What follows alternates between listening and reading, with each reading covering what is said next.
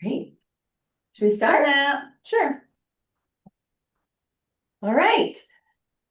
I feel like hopefully the owl will pick up my voice and show me. I'm off screen, so I'm the Wizard of Oz right now off screen. And my name is Tracy, and I am with the Ontario County Chamber of Commerce.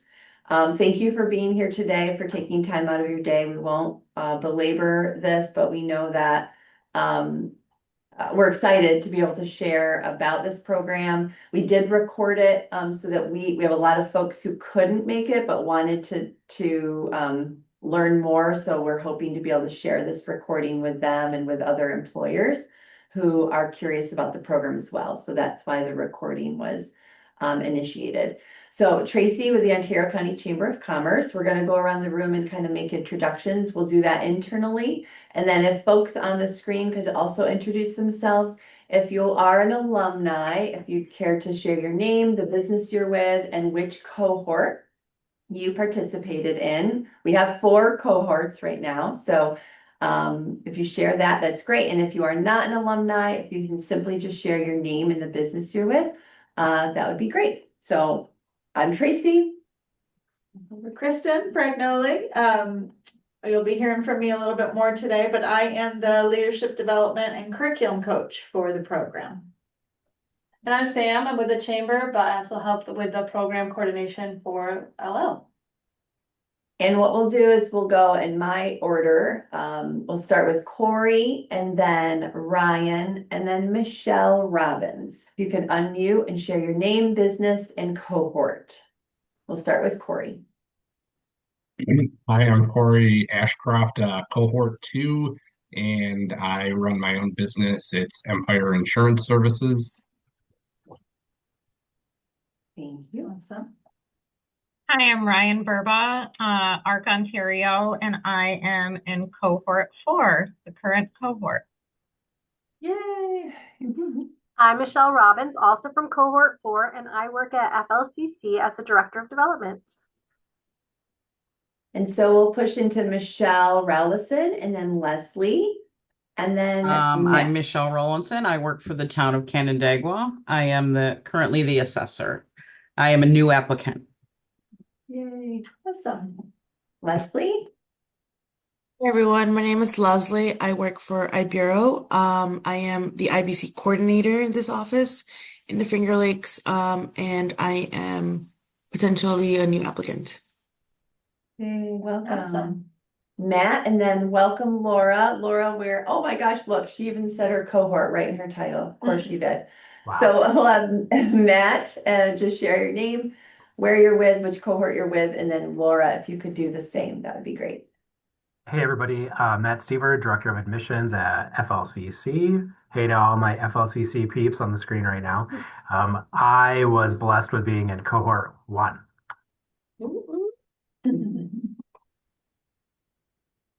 Laura, could you share?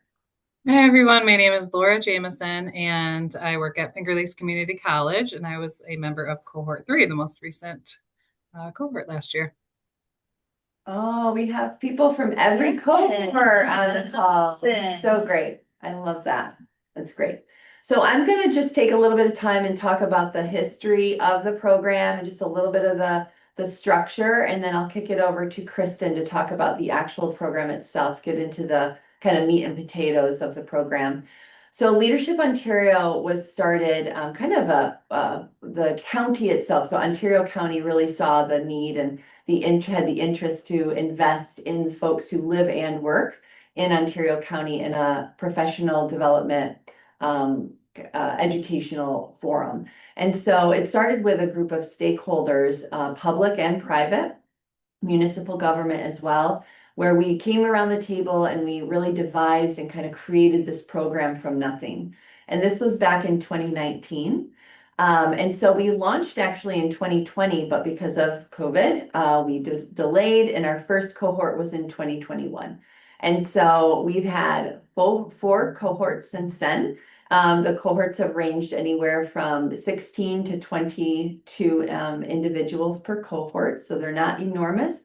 but they're large enough to give us a great opportunity to do a lot of group work and activities, but still be very individualized. The program itself is, right now it lands and lives within the Chamber of Commerce, and it's a really good fit for the chamber because we are really focused on workforce development and community engagement. And that's a lot of what this program does. We are very focused on civic engagement. How are we involved in our communities as businesses, as nonprofits? And the chamber really lives and breathes that every day. And so Leadership Ontario really is a perfect fit for this program to kind of live within our program or list of other programs that we offer. So we're happy to have it here. The chamber itself we're located right on Main Street in Canandaigua, and we are a small team, myself, Sam, and then Marissa, who also has gone through the program. She was in cohort 3. And so we're very well versed at the program in terms of, what it takes to operate the program and try to keep that running. We have a website, which Sam will take you through, and we'll talk a little bit more about the structure of the program. But I want to kick it over to Kristen Fragnoli, our leadership development coach, to talk about the fun parts of the program. Thanks, Tracy. So what I'd like to do is start with just kind of a broad overview of how we approach the program so that you can get a sense of kind of the philosophy and the approach that we use, knowing that at the end, especially Leslie and Michelle Rollinson, if you have questions, this is designed to definitely address anything that's on your mind. What I would say about the program broadly is that it's a very unique approach to a leadership development course, because what it does is it marries the idea of personal and professional leadership development with the idea of being in and having impact on community. So unlike some traditional leadership programs, which are great in their own right, that really are focused on that kind of personal and professional business development, what we try to do is place that development for our participants in the context of being part of the Ontario County community. Because what we know is that we aren't leaders in isolation, right? We are leaders within groups of people, within organizations, and within broader communities. And most often the best way to lead within those groups is to understand who you're leading, what the challenges are, and what's the context within which you need to apply your leadership. So we have the program goes for 10 days, and we'll talk about the real nuts and bolts of logistics in a minute, but 10 months, 11 days. We have a kickoff retreat that is 2 days in a row. Not overnight. Maybe that'll be a future idea, but you come for 2 full days in a row, and really kind of do this immersive first experience to get to know your counterparts and to really kind of dig into what you're going to be doing for the year. And then each month we have a particular topic or theme related to things that are happening in Ontario County, so that you can learn really important, relevant information about the challenges that and the resources of our community. And also a key component is to get FaceTime with, conversation with, and access to key leaders throughout the community.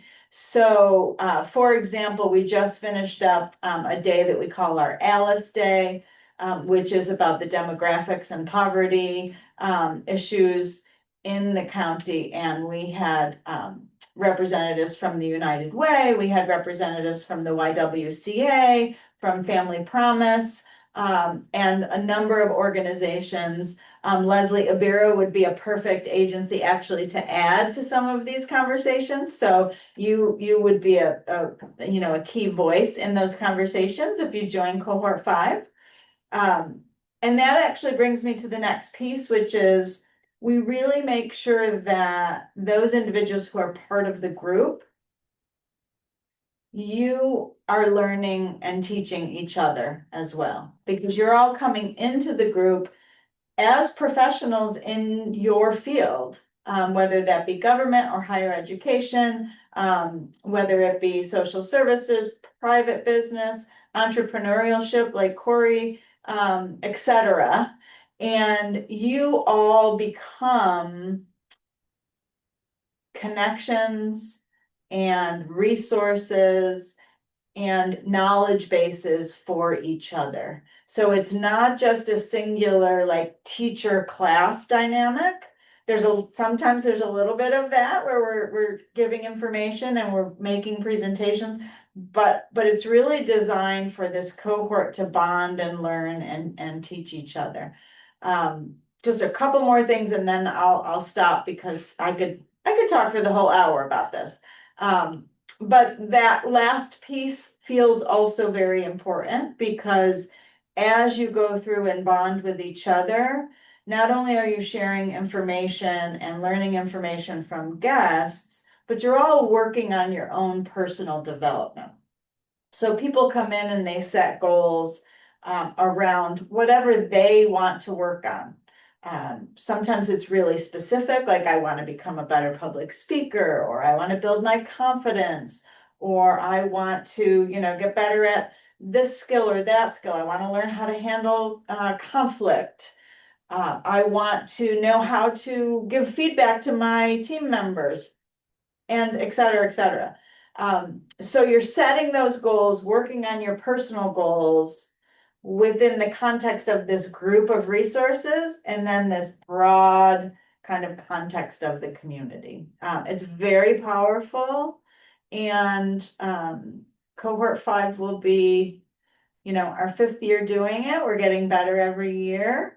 Cohort 5 will be my 3rd cohort. Yeah, and so we're really excited to have folks like you representing the town of Canandaigua or Ibero, because those are 2 really important parts of the community. So you will have so much to add to other folks that you're with in the group.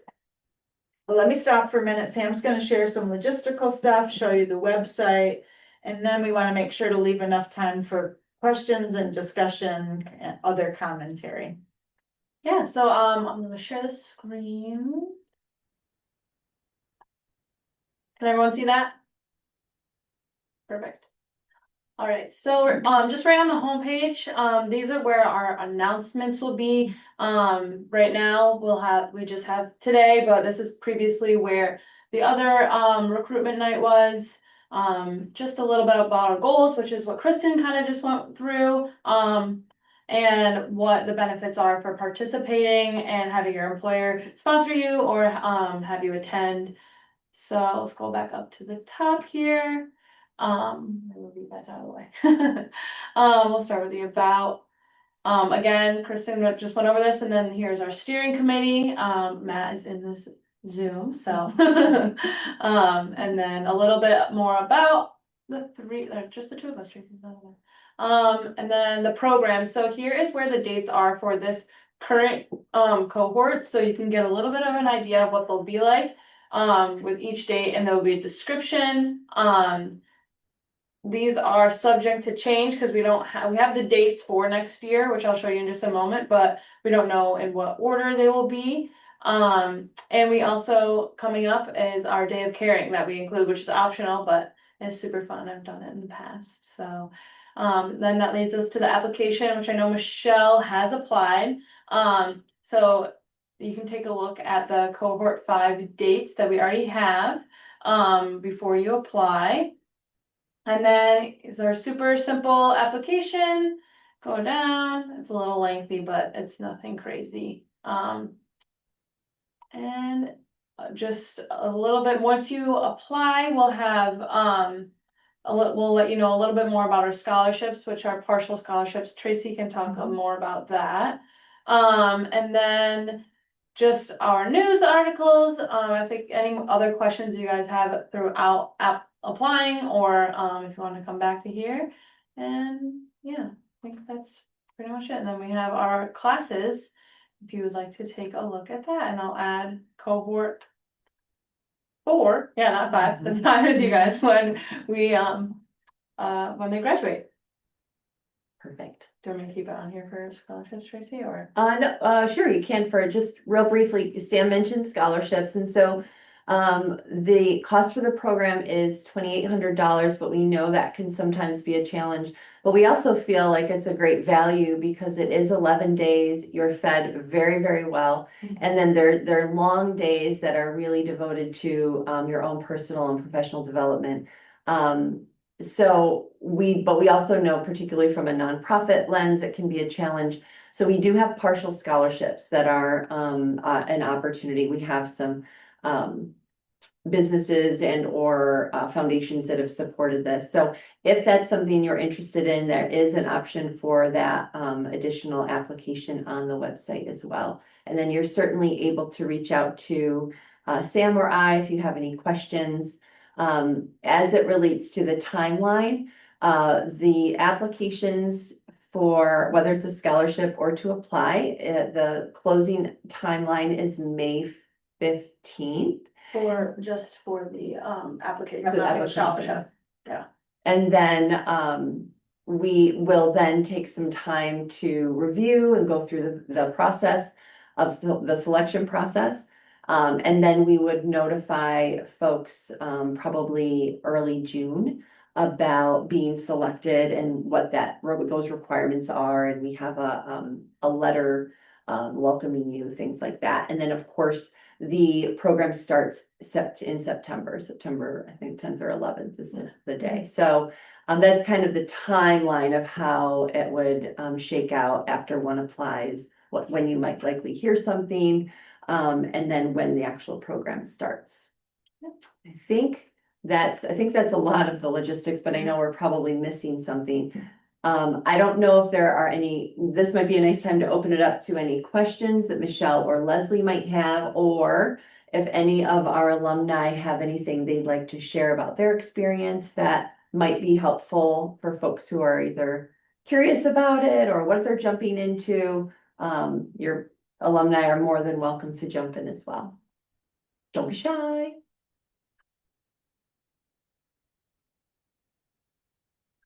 Any questions? I had a question. In terms of like structure about how every, I guess, time we meet, how is that structure? Is there like an instructor and we're there and they'll guide us, or how would that work? Great question. Yeah, that's a great question, Leslie. So it does vary depending on the day and what we're trying to accomplish, but I'll give you kind of the typical and a few examples. So we change locations each meeting time, and that's very purposeful because we want you to experience all sorts of different places throughout the county, and we've been making a real effort to make sure that we're going to kind of all corners of the county. So we have meeting places in Geneva and Canandaigua, Phelps, out in kind of Hopewell and et cetera. Typically what we do is we gather, we give you a nice solid breakfast while everyone's gathering. I'm typically, Sam and I kind of kick off the morning with some informational things or kind of an opening experience to get the day started. And then we have each day is a full day, typically 8:30 to 4:30. Sometimes we push till 5, but we try to avoid that because it becomes a long day. So 8:30 to 4:30. And the day is a mix of activities. So sometimes it is kind of a workshop where, for example, I might get up and do a presentation of information about some sort of leadership topic. 99.9% of the time that is created in a way that is an interactive activity where you are talking to your your peers and working in small groups and kind of sharing your own experiences. So a little bit of teacher energy from me, but not in the like I'm just talking at you all day and you're just sitting there listening, right? So more kind of facilitator guiding. And then when we have all of the various speakers and community leaders that come and see you, we also try to make sure that those are interactive and not just kind of hours and hours of listening. But we do things like panels, we do round robin experiences. Some of those leaders will come in and have you go through an interactive experience. We've done like an interactive emergency planning experience, an interactive family budgeting experience. And then really giving you all opportunity to hear the information, to reflect, to share with your colleagues, and to share with those community members. Sometimes we're doing active things like taking tours. So it's very engaging. It's not an 8-hour class in that sense. And I would say also, as Kristen said, we build on this every year. We've had really good response rates with our survey. So after every class, we send out a survey, and we want to absorb all of that feedback so that we can make it even better the next year. Or maybe we missed something, we missed the mark. And so we're always looking for ways to evolve and just be better, because then you're better, right? And the next cohort's better. So we've had some really great feedback that we've been able to utilize to make the program, every year is better and better. Sorry, Matt, you're year one, but better and better every year. It's true though. I mean, it was almost unrecognizable. I mean, I went through the program year one. I had really not much to do with year two, and then I came back at the end of year three to just observe, and it was unrecognizable. I mean, what you've done to grow this and change it and adapt it and turn it into what it needs to be is just absolutely phenomenal. So I'm excited to see what next year looks like. And those surveys are hilarious because we were absolutely brutal when we went through it the first time, but y'all listened to it. So thank you. It was That's great. okay. We need that. We need that. And sometimes it's really deep stuff, and sometimes it's just like need more coffee, right? Or At something 2 like o'clock. Not to need belabor. caffeine. I think the piece that Kristen talked about was so critical because our group was very rich in meeting a lot of folks and going to a lot of places, but the leadership development piece was not as strong. And now it seems like there's equal footing of you as a person have this journey and a development. And also we've got this goal of what we're going to do for our region. And both seem to be married now in a way that is efficient and makes sense for you and your organization. So that piece, like we're joking around about it, but it continues to pull together the way it needs to. And I think that's really the strength, and that's what you bring into the table now. Thanks, Matt. I also just want to add that one of the coolest parts of this is that you, like in our cohort, I believe there's 18 of us. So it's 18 very unique and diverse individuals that we wouldn't necessarily ever be in the room together, let alone doing a program together for 10 months. And there's opportunities to build those relationships and partnerships as part of this. And one of the other really neat things is each month we have a thought partner that we are assigned to, and it's our way to get to know that particular person a little bit better and how their leadership style fits in with our leadership style, and what can I learn from my thought partner, what can my thought partner learn from me. And it really just helps in so many different ways to get to know each other better. And from this program, I've recruited a new foundation board member, just a random person that I never would have met otherwise. And I feel like it was just meant to be. So it's really, really cool how you get to meet so many unique people. And, obviously our chamber staff and Kristen are amazing to work with anyways, but like the level of professionalism that they give to us, it's far better than most professional development courses I have taken over my almost 30 years of professional development courses. So. Thank you, Michelle. I'm wondering if our other Michelle, do you have any questions or anything that you'd like to know more about? Well, I really don't have any questions. I have right now. The town of Canandaigua has two people in this current cohort, and they were telling me their experiences, and it got me interested. And the town of Canandaigua plans on doing it until we have all our everybody going. So to have that experience, So I'm looking forward to it. I really am. That's awesome. That's awesome. I'm curious if I can put you, Michelle, and Leslie on the spot a little bit.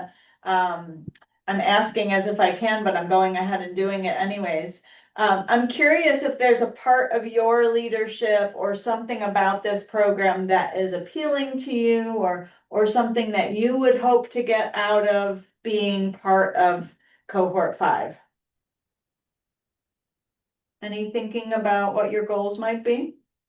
Well, I just plan on adding to my minimal leadership experience. Um, I This is the first time I've actually been a leader in my work, so usually been led. So hoping I'll be able to help anybody um, flourish in their employment as well. So Yeah, I've I love I've hearing been that. And just I've been very shy, and I'm trying to get myself out to be not so awesome. shy, you know. This will be a great opportunity to help with that, because one of the things that we do pride ourselves on is, yes, we're talking about all this interaction and public speaking and all of these things, but it's really done in a container that really creates a foundation of comfort for you. So that if that is an area where you need some development, or some extra support, you will absolutely have it. And I remind everybody, you don't have to supervise people to be a leader. And so your leadership development is regardless of your position or your role, right? It's kind of building that person inside of you. So yeah, thanks for sharing that, Michelle. Leslie, any thoughts for you about what you would hope to get out of it or what you're looking for? I think for me, it's more of like, I don't know if exploring is the right word, but like more of Ontario within itself. I didn't grow up in Ontario. I am from New York City. So I've experienced a drastic change from New York City to like upstate New York. Yes, for sure. So I hear a lot of people tell me that there's a lot of more things to see in Ontario. I have not been able to see a lot of Ontario. But along with that, like just meeting more people that can um, help me understand what other groups are dealing with in other counties and other little cities and other little towns other than, Geneva, where I work around. Um, because I think it's very valuable for everyone to, have, dip their toes in something different. Um, and leadership, we take kind of like a leadership thing in our business too, but it's very different. So just trying to explore something different from what I'm used to. So I think I'm very okay with like public speaking, meeting new people. I'm not shy. I can be a little bit, but not as much. So yeah. Mhm. Yeah, that's awesome. This would absolutely give you connections. And one of the things that, well, maybe some other cohort members alumni can share, kind of the sense of not just networking, like I know that face and I can go over and say a couple superficial sentences to, but actual kind of building of community in the cohort and Hmm. connections where people go on to stay closely connected afterwards. So I feel confident saying that you would get that from this program. Yeah. Yeah. Matt, I saw you raise your hand. Yeah, I mean, Leslie, what you cited at the beginning was, I think I wrote about that in my application essay. So I'm not from the area, and we moved back here, and it's been almost 10 years now, well, over 10 years now. But this was the first time I ever worked in public education at a community college, and a lot of what we do is working in our service area. And I had no experience in that front. I didn't know anybody. I didn't understand the industries. And this was a really excellent way for me to really pull the covers back on how do the civics work? Like, what is a nonprofit infrastructure? what are the organizations, what are the industries, who are the people. And that allowed me to make connections, but then also as the college built strategic goals for enrollment, I was able to influence and say, okay, this makes more sense or we can prioritize. And then I had a framework of people that I could go out and work with to help establish some of those partnerships.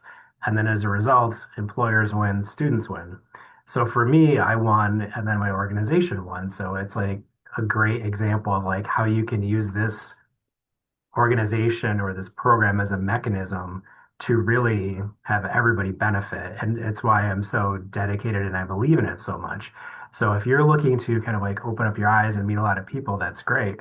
But also to move your organization forward, like this could totally build up your power bars to get you there and do what you need to do. Yeah, As and I a, think also, oh, sorry, oh, go ahead, like Leslie. just to kind of jump on that, like I also think that I have to be aware of my clients too, about like who I'm helping. Like obviously I've met like a good chunk of people and a good chunk of them are like people that are coming in for questions and stuff, but I also have to have those answers for those questions and also being able to help those people that are coming through our doors. So, just, kind of dipping my toes into like new places kind of helps that too. So like if I can't help them, I can guide them to somebody else that can. Yeah, love that. I love that. Laura, I saw you come off. Oh, yes. I could relate to what Michelle was saying because I feel as though one of the biggest takeaways for me was that confidence boost. And Kristen and the whole program and everyone in the cohort is very much takes the attitude of accepting you for who you are as an introverted kind of quiet person as well. Like I said, I can relate to that. And I didn't feel forced to come out of my comfort zone. It was encouraged and really fostered in a way that was supportive and didn't necessarily, you could kind of take it as your own pace because at each program day, there was kind of quiet reflection time. You had your thought partner, you had structured programmatic development, but it was paced in a way that really led you to that full 10-month experience to be able to articulate at the end that, yes, I did improve my public speaking skills. And I do have that confidence within my own leadership because I know what my leadership style is now. And that's what that program helps you define for yourself. And it's going to be different from the person next to you. And that's why it's so special and unique. It's not churning out everyone being the same. And at the end, you all have these same exact expectations and goals. And that's what I loved about how it was so personalized, right? Because we are treated as unique individuals and we are appreciated for who we are. And we're coming at this with all of our various, experiences professionally and personally. So I love the marriage of that professional and personal background. And yeah, like I said, each individual is treated as their own unique perspective is valued. And I think the fact that Kristen really values our own experiences and treats us as such is a huge compliment to how the program is developed. One of the goals when the county started this and wanted to really invest in this program was, yes, leadership development, yes, personal growth. But it was really important to the county that people did get into all the different spaces, that people got to meet all the different people, which is why it's such a great fit for the chamber. We're a very community-based chamber. We represent nonprofits, we represent municipality, we represent businesses, and we see the connections between all of them. And so to be able to provide a small group, with access to those connections, I think in an understanding of what's going on in Victor, what's happening in Phelps, like what are the community engagement pieces in these small communities that we don't know about that we could integrate into our lives or professional world. So it was super important for the county to have that integration, and we've been able to really, I think, really bring that together with both the personal, professional development and that focus on Ontario County, which is huge. Leslie, you're right up my alley. That's exactly what we love at the chamber, to kind of expose people kind of behind the curtain, what's going on behind, in this community. So it's really great. I don't want to cut off Ryan or Corey if you had anything to share. I can share. So Michelle, I can definitely tell you that I was skeptical and anxious going into Leadership Ontario because I tend to be a very reserved person. Networking sounded like a nightmare to me, honestly. But I can tell you, I am still a reserved person. I still do not love public speaking or anything like that. But I can tell you that I've made some very good connections, whether it be with people that have come in to do roundtable discussions with us or people within my cohort. It happened organically. And as Laura said, like, it wasn't forced. And I think that as the weeks have gone on, I've found myself coming out of my shell a little bit more, and it definitely feels good personally, but it is also helping me to do my job better in more ways than I thought. So I'll leave that there. As I said, I don't like talking, so that's what you guys are gonna get out of me. Nailed it. Thanks, Ryan. Yeah. Anything, Corey?